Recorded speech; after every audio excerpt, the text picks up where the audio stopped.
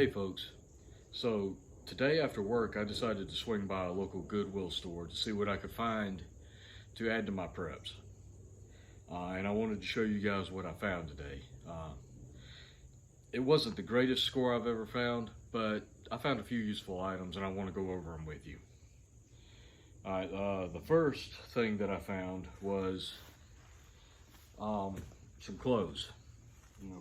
Clothes are always important with prepping. In a severe ASHTF, you don't know if you'll be able to buy more clothes, so you need to have some on hand for certain tasks. They had multiple pairs of camo pants. They had the more modern ACU type, and then they had these. I got two pairs of these because they were in my size, which is not something that usually shows up very often. It's usually the larger sizes for bigger guys. But I got two pairs of those, and it's nothing dramatic. I got two black t-shirts with nothing on them. It's just solid black. And you might be asking why I got the camo pants, the military camo. It's not because I think that I'll be doing any kind of running and gunning paramilitary action after a collapse or in an SHTF or whatever. The primary reason I go for those is they're a little bit more rugged than some everyday clothing. But the primary reason is because I'm going to be working out in my yard a lot. I'm probably going to spend a lot of time out in the woods foraging and hunting. And I just prefer to be less visible. So wearing bright blue jeans and brightly colored shirts, it's not what I want to be wearing if I'm in those situations. If I'm having to, if everything's collapsed and I'm out having to scavenge and hunt for things, I want to be able to kind of blend in with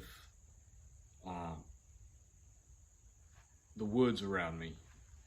I don't plan on going into any big cities, so I'm not really concerned about blending in there, being gray man there. But out in the woods, and I live in a more rural area anyway, so people wear a lot of camo around here as it is. But in a more rural area, I might be out in the woods hunting. I might be out in the woods scouting for food, some other food sources, berries, things like that. Or I might be out in the woods trying to watch and listen out for things going on around me. And for that, I want to be able to blend in. I want to kind of hide a little bit easier. So I go for a lot of camo, military style, as well as civilian style that's used for hunting. Things like mossy oak and real tree, things like that. I've got a blend of all of those because I have done some hunting and it comes in handy for that. This comes in handy for that as well. And it just gives me some flexibility. And in shirts, I prefer, earth tone colors like what I'm wearing now, tans, greens, blacks. I prefer a lot of times to wear shirts that don't have a lot of writing on it, just because some of that writing can really stand out. All right, the next thing I found was this. This is a medium-sized dog crate. It's folded down so that to make it easier to move. But it's folded down. It's got the plastic bottom to it, which most of the time they don't have, but this one did.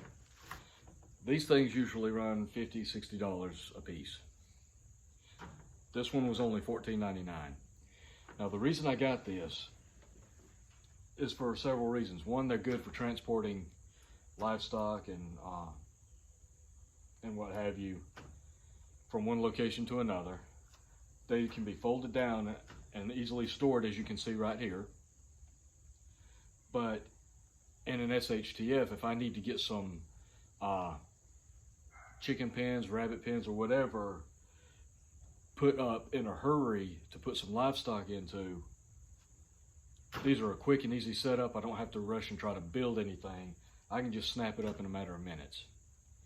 So for those reasons, I like to buy these whenever I can. Now, if this was full price, I can't afford to pay that much for these. And I won't pay that much for these because I've got wood, I've got wire. I can build pens, but it would take me a day to a day and a half to build a good pen. This thing, as you can see, it's really compact. I can put this in my basement or in my utility building. It takes up very little space, and when I need it, I can just pop it up real quick and just, like I said, in a matter of minutes. Another reason I like to get these, and I've got a couple of others, different sizes.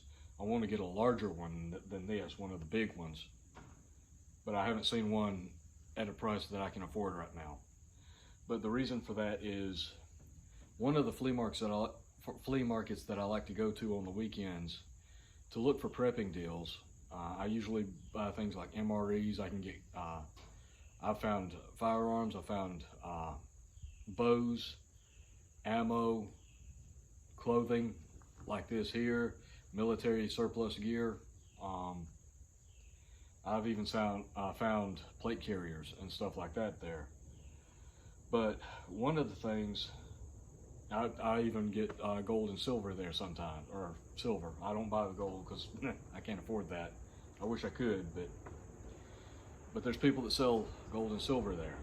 But one of the reasons I bought this also is because there are a few people up there that sell a lot of produce, but there's at least one or two individuals I know of that show up regularly that, hang on a second, folks.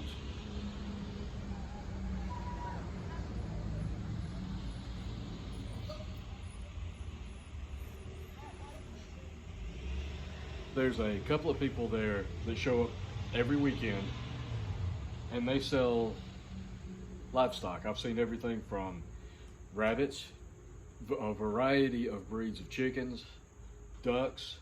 I've seen quail. I've even seen goats and some small pigs. So having some of these on hand would allow me to go there.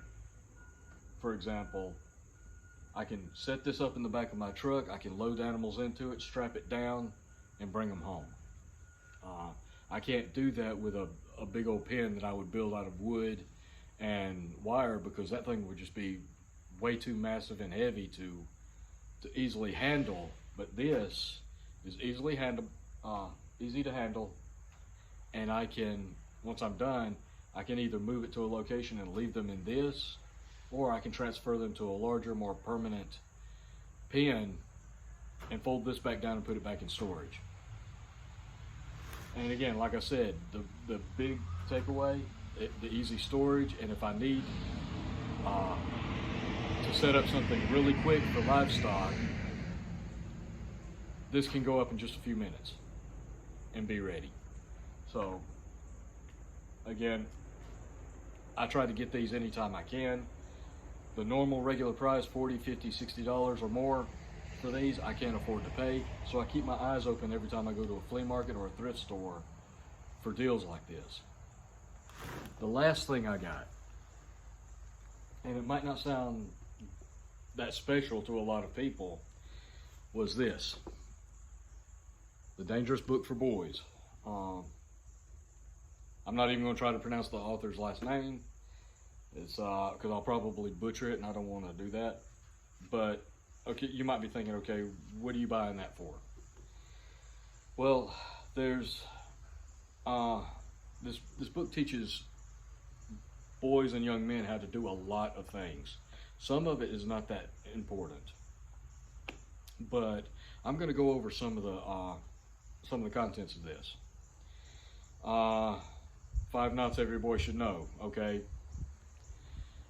knots are easy to find resources online and other books. That's covered thoroughly in a lot of places, but let me go down some of the other things that you can do. This book teaches you that could have potentially other alternative uses.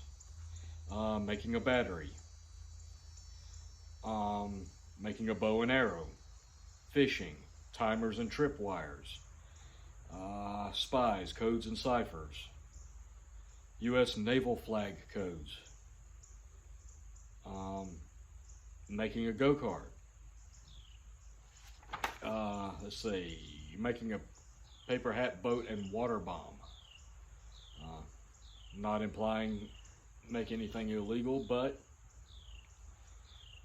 use your own imagination. Cloud formations and what they mean. You know, this could give you a little bit of insight into predicting what the weather's going to do around you. Famous battles. It tells you a little bit about battles. You might be able to gain some strategy from that. First aid. Making cloth fireproof. Building a workbench. Let's see, what else? Secret inks. A simple electromagnet. Navigation. Let's see. And there's other things. There's a lot of other things in here. Making a periscope. You know, a lot of people might think tanning a skin, hunting and cooking a rabbit. You know, there's a lot of stuff in here that probably wouldn't be extremely useful, and there's a lot of stuff in here that could give you some very basic introductory knowledge on how to do certain things. So, plus if you have kids, especially young boys, this could give you a lot of stuff that they shouldn't already know, because it goes into a lot of things about the government, how the United States was set up, why it was set up the way it was. And there's just a lot of good information in here, good general information. Things that a lot of people don't know anymore because everybody's gotten into this device-ridden society where everybody is so focused on games and videos like for TikTok and YouTube and Instagram and whatever. There's things in here that can help you think and understand. So I always like to add books like that to my collection, because even I can learn something from this. And although my son is a little bit older, he can still learn some stuff from that as well. And you know, knowledge is important. Reading is important. So yeah, I know this might not seem like a lot. It might not be a glamorous haul. It might not be something amazing or dazzling, but everything I got here has a use. It could be useful for me. And I try to look for deals like this every so often, just to add it to my preps. And I just wanted to share that with you guys today. Show you what I got and why I got what I did, what I was thinking. Not that you have to get all the same stuff that I do, but I thought it would be helpful for you if you saw some of the things that I get and my reasoning behind it. We never know what's going to happen. We don't know. It could be a mild SHDF. We could be going through something like the Great Depression, or we could be going through something even worse. You don't know what's coming, and it's best to be prepared as best you can. And these are things that I think I can use to help me be more prepared regardless of what comes. Even if nothing goes wrong, which I don't see how that's possible, but you know, we can always hope, right? Anyway, that's all I've got. Appreciate you guys watching. Like, share, subscribe if you haven't, and until next time, folks, I'll catch you later.